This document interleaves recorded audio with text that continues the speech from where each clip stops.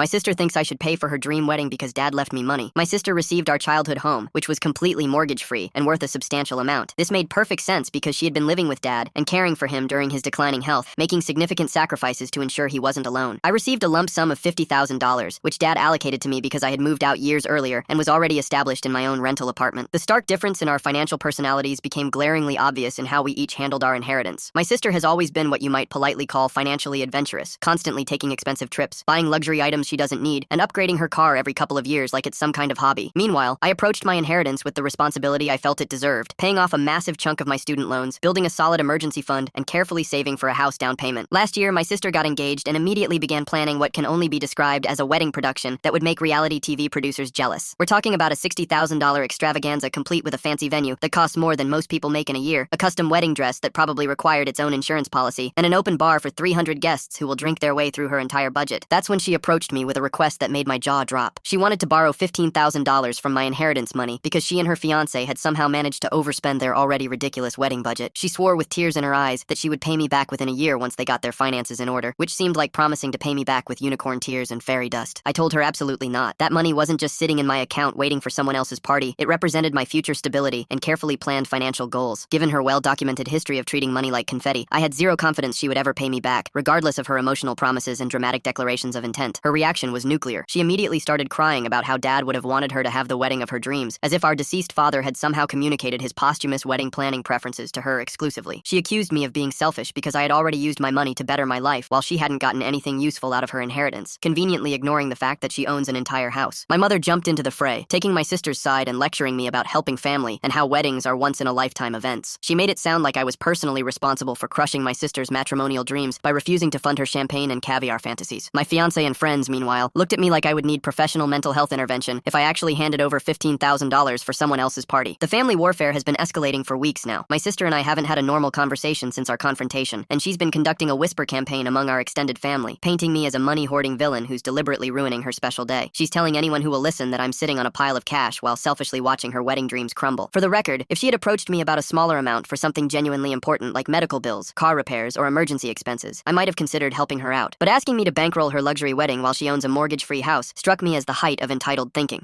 Now I'm being treated like the family villain for refusing to subsidize someone else's fairy tale, and I can't shake the feeling that I'm being manipulated into questioning my own perfectly reasonable boundaries.